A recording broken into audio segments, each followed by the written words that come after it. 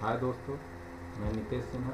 Career buildup channel पर आप सभी का स्वागत है। दोस्तों, आपके सामने एक क्वेश्चन है। राष्ट्रीय ग्रामीण आजीविका मिशन ग्रामीण गरीबों की आजीविका के विकल्प में कैसे सुधार करता है। दोस्तों, ये जानना जरूरी है कि ये क्वेश्चन को सॉल्व कैसे किया जा सकता है। इसके लिए सबसे पहले हमें करंट अफेयर्स पढ़ना पड़ेगा। तो करंट अफेयर्स की समस्याओं को देखते हुए मैं आज से स्टार्ट करने जा रहा हूँ 2023 के लिए एक रणनीति, जिसमें आज से करंट अफेयर्स से संबंधित कुछ मुद्दों पर हम चर्चा करेंगे। और आने वाले दिनों में मैं इसी प्लेटफॉर्म पर, इसी चैनल पर यूपीएससी रिलेवेंट सारे टॉपिक को बिल्कुल मुफ्त ही या फ्री ही पढ़ाने वाला हूँ। बहुत सारे ऐसे स्टूडेंट हैं जिन्हें ये सुविधा प्रोवाइड नहीं हो पाती है, या यूट्यूब पर बहुत ऐसे सोर्स हैं जिसमें अधूरा जानकारी, पूरा जानकारी है ही नहीं।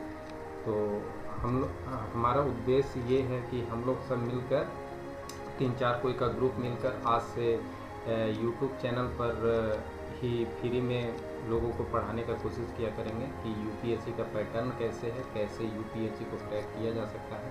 फिलहाल अभी हम लोग चालू करते हैं आज का ये करंट अफेयर। एक प्रश्न है, राष्ट्रीय ग्रामीण आजीविका मिशन ग्रामीण गरीबों की आजीविका के विकल्पों में कैसे सुधार करता है। इसमें कूट नंबर 1 दिया हुआ है, ग्रामीण क्षेत्रों में उद्योग और कृषि व्यवसाय केंद्र तथा बड़ी संख्या में नए विनिर्माण स्थापित कर। नंबर 2 है, सहायता समूहों, स्वयं सहायता समूहों को मजबूती प्रदान कर तथा कौशल विकास द्वारा। और नंबर 3 है, बीज, उर्वरक, डीजल पंप सेट की आपूर्ति करके और किसानों को सूक्ष्म सिंचाई उपकरण निःशुल्क प्रदान कर। और इसका ऑप्शन दिया हुआ है कि इनमें कौन सा सही है। ये प्रश्न का डिमांड है कि इसमें सही उत्तर को आपको बताना है। ऑप्शन नंबर ए में दिया है केवल 1-2, ऑप्शन नंबर बी में है केवल 2, और ऑप्शन नंबर 3 में है 1-3, और ऑप्शन नंबर डी में है 1-2-3। तो चलिए इस प्रश्न को डील करने से पहले इसके अंदरूनी भाग को जानते हैं। आज का जो टॉपिक हम लोग पढ़ने वाले हैं उसमें सबसे इम्पोर्टेंट है सरस फूड फेस्टिवल 2022। सरस फूड फेस्टिवल है क्या, कि क्यों मनाया गया। इसी के अंतर्गत एक सब टॉपिक है स्वयं सहायता समूह। स्वयं सहायता समूह है क्या, इसके बारे में थोड़ा सा जानकारी प्राप्त होगा हमें। दूसरा है राष्ट्रीय ग्रामीण आजीविका मिशन, ये मिशन है क्या और कौन कौन सी पॉलिसीज है जो इस मिशन के अंतर्गत आती है। और तीसरा है संपार्श्विक मुक्त ऋण, जिसको कोलेटरल फ्री लोन्स बोलते हैं। और एक अलग टॉपिक है राष्ट्रीय एकता दिवस। ये छोटा टॉपिक है, इसको बहुत जल्दी कवर किया जाएगा। एक्चुअली ये सब प्रश्न आते नहीं हैं, लेकिन फिर भी देख लिया जाए। और एक अलग टॉपिक है गोवा समुद्री संगोष्ठी, इसको गोवा मैरीटाइम सिंपोजियम भी बोलते हैं। 2022 जो मनाया गया है गोवा में, इसके बारे में थोड़ा सा जानेंगे। और अलग टॉपिक है एक स्वतंत्रता सेनानी पसुमपोन मथुरा मिलिंग थेवे। स्वतंत्रता सेनानी पसुमपोन मथुराम लिंग थेवे, इसके बारे में थोड़ा सा जानकारी हमें प्राप्त होगा। तो चलिए टॉपिक को स्टार्ट करते हैं। सबसे पहला है सरस फूड फेस्टिवल 2022 है क्या। सरस फूड फेस्टिवल, इसके बारे में जानते हैं। हाल ही में स्वयं सहायता समूहों की महिलाओं द्वारा तैयार किए गए पारंपरिक और घर में बने हस्तशिल्प, पेंटिंग, खिलौने आदि को बढ़ावा देने के लिए नई दिल्ली में सरस फूड फेस्टिवल 2022 का आयोजन किया गया। यह बड़े पैमाने पर महिलाओं को सशक्त बनाने के प्रयास के रूप में केंद्रीय ग्रामीण विकास मंत्रालय की एक पहल है। केंद्रीय ग्रामीण विकास मंत्रालय के प्रमुख कार्यक्रम राष्ट्रीय ग्रामीण आजीविका मिशन, इसके बारे में आगे हम थोड़ा सा जानेंगे।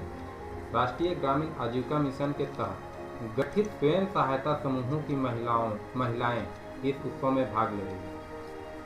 यह आयोजन महिला स्वयं सहायता समूहों को भोजन बनाने के क्षेत्र में अपने कौशल का प्रदर्शन करने और लोगों को हमारे देश की खाद्य संस्कृति से परिचित कराने का अवसर प्रदान करेगा। ये एसएचजी महिलाएं ग्रामीण उत्पाद बनाने और अपने राज्य के पारंपरिक व्यंजन तैयार करने में कुशल है। केंद्रीय ग्रामीण विकास मंत्रालय ने स्वयं सहायता समूहों की महिलाओं द्वारा तैयार सरद उत्पादों के बेहतर और अधिक प्रभावी विपणन बता दें, विपणन मार्केटिंग को बोलते हैं, किसी सामान को बेचने की प्रक्रिया को विपणन करते हैं। अधिक प्रभावी विपणन के लिए ई कॉमर्स प्लेटफॉर्म लॉन्च किया गया है और ई कॉमर्स प्लेटफॉर्म लॉन्च केंद्रीय ग्रामीण विकास मंत्रालय द्वारा किया गया। लगभग 8 करोड़ 62 लाख महिलाएं स्वयं सहायता समूहों की सदस्य हैं। 97% ब्लॉक में उनकी उपस्थिति है, जबकि उनमें 85% सीधे मंत्रालय के नेटवर्क से जुड़े हैं। ई कॉमर्स पोर्टल के जरिए सालाना करीब 25% बिक्री महिला एवं सहायता समूहों द्वारा किए जाने का प्रयास किया जा रहा है। यह मंत्रालय विपणन की पहुंच बढ़ाने के लिए सभी राज्यों की राजधानियों, प्रमुख शहरों और महानगरों, हवाई अड्डों तथा रेलवे स्टेशन में महिला सहायता समूहों द्वारा सरस स्टॉल स्थापित करने के लिए आवश्यक कदम उठाएगा। अब थोड़ा सा आइए जान लेते हैं कि SHG है क्या, स्वयं सहायता समूह है क्या। इसको सेल्फ हेल्प ग्रुप्स भी बोलते हैं।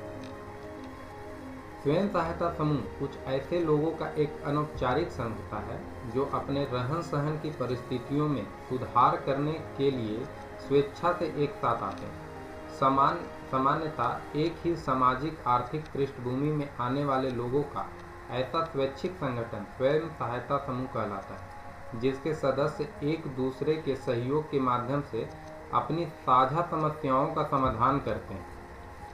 स्वयं सहायता समूह और गरीबी उन्मूलन को प्रोत्साहन करने के लिए स्वयं सहायता यानी सेल्फ एम्प्लॉयमेंट की धारणा पर भरोसा करता है। इसका उद्देश्य है रोजगार और आय सृजन गतिविधियों के क्षेत्र में गरीबों और हाशिए पर पड़े लोगों की कार्यात्मक क्षमता का निर्माण करना, सामूहिक नेतृत्व और आपसी चर्चा के माध्यम से संघर्षों को हल करना, बाजार संचालित दरों पर समूह द्वारा तय की गई शर्तों के साथ संपार्श्विक मुक्त ऋण प्रदान करना है। थोड़ा हम जानेंगे संपार्श्विक मुक्त ऋण यानी कोलेट्रल फ्री लोन्स होता क्या है।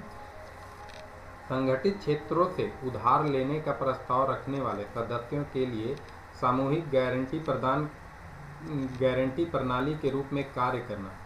गरीब लोग अपनी बचत को बैंकों में जमा करते हैं, बदले में उन्हें अपनी सूक्ष्म इकाई उद्यम शुरू करने हेतु कम ब्याज दर के साथ ऋण तक आसान पहुंच प्राप्त होती है।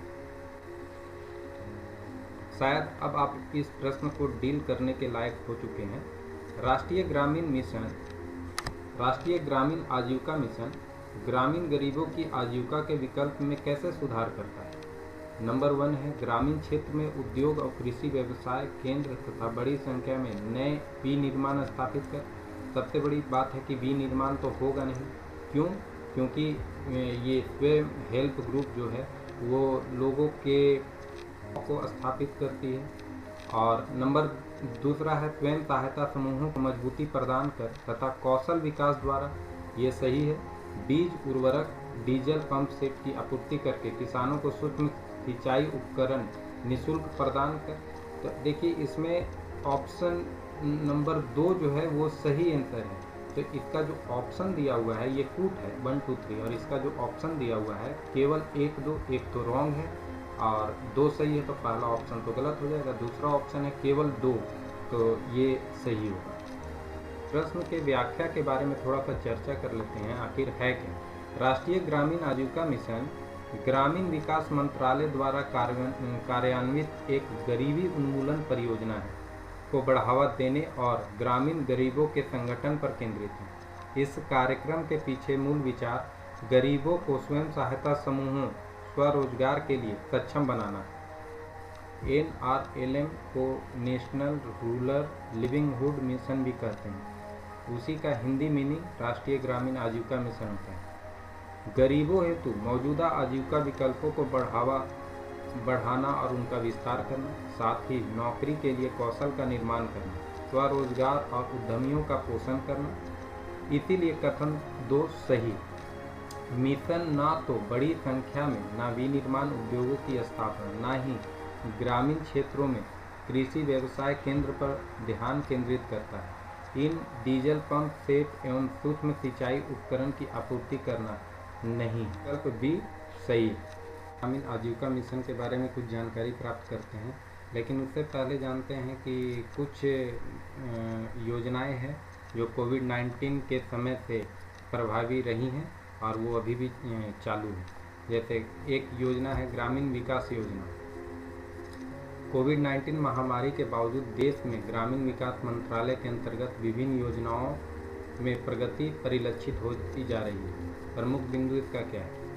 महात्मा गांधी राष्ट्रीय ग्रामीण रोजगार अधिनियम यानी मनरेगा, इस योजना को एक सामाजिक उपाय के रूप में प्रदर्शित किया गया जो रोजगार के अधिकार की गारंटी देते हैं। इस योजना के संपूर्ण कार्यान्वयन की निगरानी ग्रामीण विकास मंत्रालय द्वारा राज्य सरकारों के सहयोग से किया जाता है। इसका उद्देश्य है मनरेगा कार्यक्रम के तहत ग्रामीण क्षेत्रों में प्रत्येक परिवार के अकुशल श्रम करने के इच्छुक वयस्क सदस्यों के लिए एक वित्तीय वर्ष में कम से कम 100 दिन की गारंटी युक्त रोजगार प्रदान किया जाता है, जिसके परिणाम स्वरूप निर्धारित गुणवत्ता और स्थायित्व की उत्पादक संपत्ति का निर्माण होता है।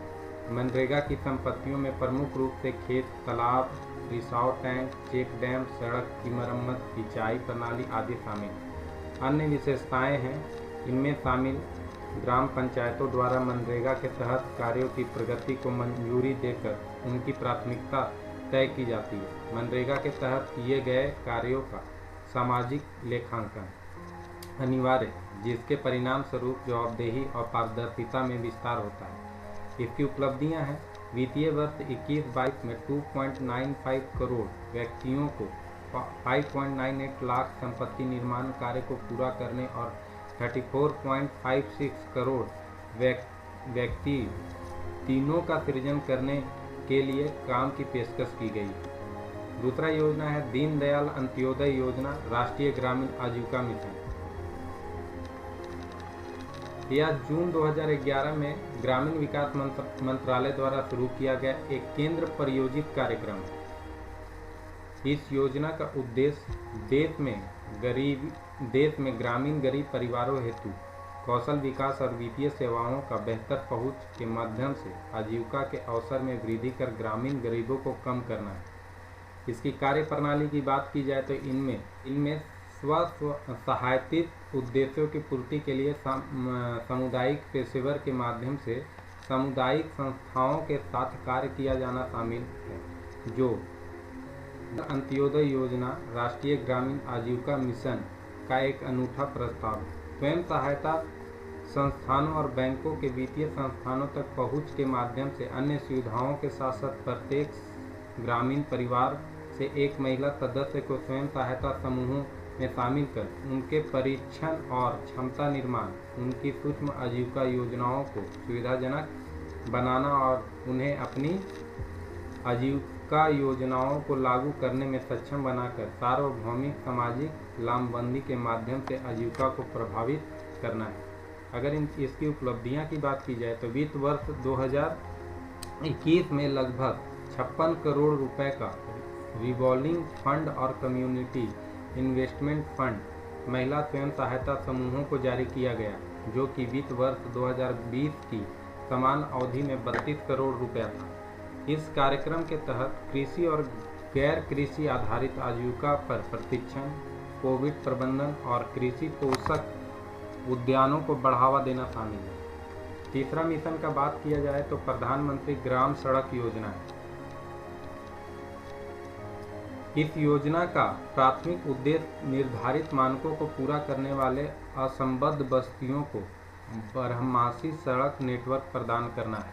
लाभार्थी इसमें निर्धारित जनसंख्या वाली असंबद्ध बस्तियों को ग्रामीण सड़क नेटवर्क प्रदान कर ग्रामीण क्षेत्र का सामाजिक आर्थिक सशक्तिकरण करना शामिल है। योजना के अंतर्गत जनसंख्या का आकार 2001 की जनगणना के अनुसार मैदानी भाग में 500 प्लस और उत्तर पूर्वी राज्यों, हिमालय राज्यों, मरुस्थलीय और जनजातीय क्षेत्रों में 250 प्लस निर्धारित किया गया है। अगर इसकी उपलब्धियां की बात की जाए तो विगत 3 वर्षों की तुलनीय अवधि में इस योजना के तहत सड़कों की सर्वाधिक लंबाई का निर्माण किया गया है। एक अलग योजना है प्रधानमंत्री आवास योजना ग्रामीण रूरल। इसका आरंभ है वर्ष 2022 तक सभी के लिए आवास के उद्देश्य को प्राप्त करने हेतु 1 अप्रैल 2016 को पूर्ववर्ती इंदिरा आवास योजना का पुनर्गठन कर उसे प्रधानमंत्री आवास योजना ग्रामीण कर दिया गया था।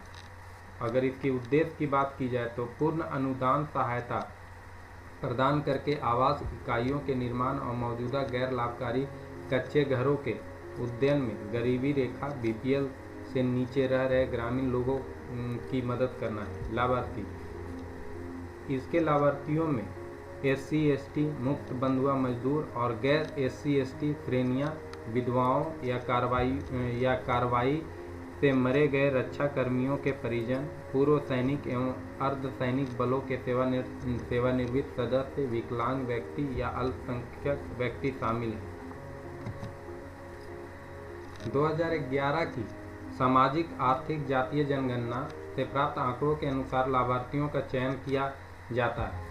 अगर इसकी उपलब्धियां की बात की जाए तो वित्त वर्ष 2021 में प्रधानमंत्री आवास योजना ग्रामीण के अंतर्गत 5854 करोड़ रुपए का एक सबसे अधिक व्यय दर्ज किया गया, जो वित्त वर्ष 2020 की तुलनीय अवधि के मुकाबले दुगना है।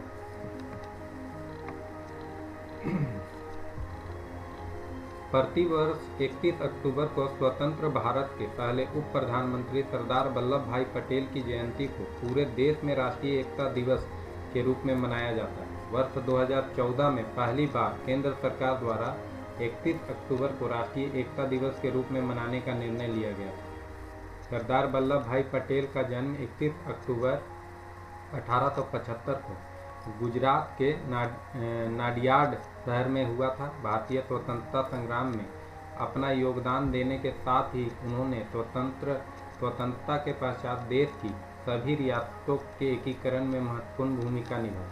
वर्ष 1928 में गुजरात के बारडोली में किसान आंदोलन की सफलता के बाद वहां की महिलाओं ने उन्हें सरदार यानी नेता की उपाधि प्रदान की थी। उन्हें भारतीय नागरिक सेवाओं के संरक्षक संत के रूप में भी जाना जाता है। सरदार वल्लभ भाई पटेल स्वतंत्र भारत के पहले उप प्रधानमंत्री और पहले गृह मंत्री बने। राष्ट्रपिता महात्मा गांधी ने सरदार पटेल को लौह पुरुष की उपाधि प्रदान की। वर्ष 1991 में उन्हें मरणोपरांत भारत रत्न से सम्मानित किया गया। उल्लेखनीय है कि 31 अक्टूबर 2018 को भारत सरकार द्वारा गुजरात के वडोदरा में नर्मदा नदी के तट पर स्थित स्टैचू ऑफ यूनिटी का अनावरण किया गया, जो 182 मीटर यानी 597 फीट की ऊंचाई के साथ विश्व की सबसे बड़ी मूर्ति है। यहाँ याद रखने वाली बात यह है, वर्ष 2014 में पहली बार केंद्र सरकार ने 31 अक्टूबर को राष्ट्रीय एकता दिवस के रूप में मनाया गया। एक और टॉपिक है गोवा समुद्री संगोष्ठी। इसको गोवा मैरीटाइम सिंपोजियम भी बोलते हैं। 2022 गोवा समुद्री संगोष्ठी का चौथा संस्करण गोवा में नौसेना युद्ध कॉलेज द्वारा 31 अक्टूबर से 1 नवंबर 2022 तक आयोजित किया जा रहा है। इस संगोष्ठी के प्रतिभागियों में कैप्टन या नौसेनाओं के कमांडर अथवा समकक्ष रैंक के अधिकारी भारत रत्न के अलावा मित्र देश जैसे Bangladesh, Comoros, Indonesia, Madagascar, Malaysia, Maldives, Mauritius, Myanmar, Seychelles, Singapore, Sri Lanka तथा थाईलैंड के समुद्री बल शामिल हैं। वर्ष 2016 में भारतीय नौसेना द्वारा संकल्पित एवं स्थापित GSM यानी गोवा समुद्री संगोष्ठी, जिसको गोवा मैरीटाइम सिंपोजियम भी बोलते हैं, भारत और हिंद महासागर क्षेत्र के प्रमुख समुद्री देशों के बीच सहयोगात्मक सोच, सहयोग और आपसी समझ को बढ़ावा देने हेतु एक मंच है। इस संगोष्ठी का आयोजन नौसेना युद्ध कॉलेज गोवा द्वारा द्विवार्षिक रूप से किया गया तथा अब तक इस कार्यक्रम में 3 संस्करण आयोजित किए जा चुके हैं। संगोष्ठी का उद्घाटन नेवल वॉर कॉलेज के कमांडेंट द्वारा किया जाएगा।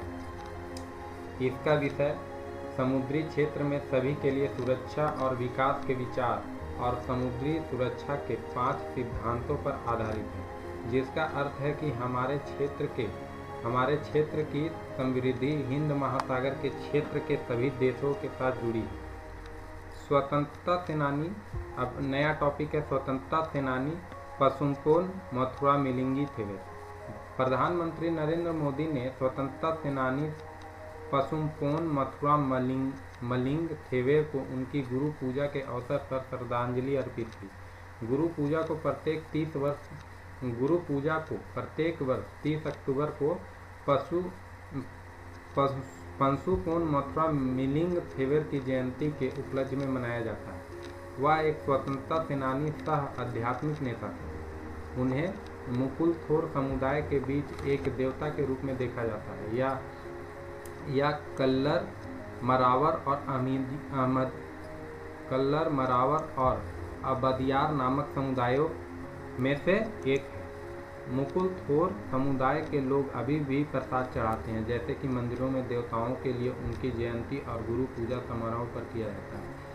उन्होंने पारंपरिक हिंदू धर्म को स्वीकार नहीं किया, क्योंकि यह वर्णाश्रम का समर्थन करता था। उन्होंने हमेशा हिंदू धर्म की बुराइयों के खिलाफ लड़ाई की। उन्होंने खुले तौर पर धार्मिक अंधविश्वासों और संकीर्ण सोच की निंदा की।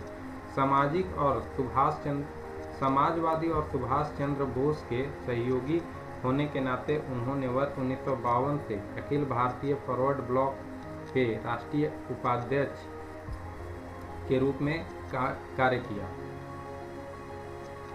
अखिल भारतीय फॉरवर्ड ब्लॉक के राष्ट्रीय संसदीय क्षेत्र के लिए 3 बार चुने गए। उनका जन्म 30 अक्टूबर 1908 को तमिलनाडु के रामनाथपुरम जिले के पशुमपोन में हुआ था। 30 अक्टूबर 1963 को बीमारी के कारण उनका निधन हो गया। दोस्तों, आज का टॉपिक कैसा लगा? बहुत सारी कमियां होंगी, कमेंट करके बताइए, मैं उसे दिन प्रतिदिन सुधारने का कोशिश करूंगा। और हाँ दोस्तों, ये ज़्यादा से ज़्यादा इस वीडियो को फॉरवर्ड कीजिए, शेयर कीजिए, ताकि हमें भी मोटिवेशन हो और ऐसा ही और तरह का वीडियो हम सामने लाने का कोशिश करें।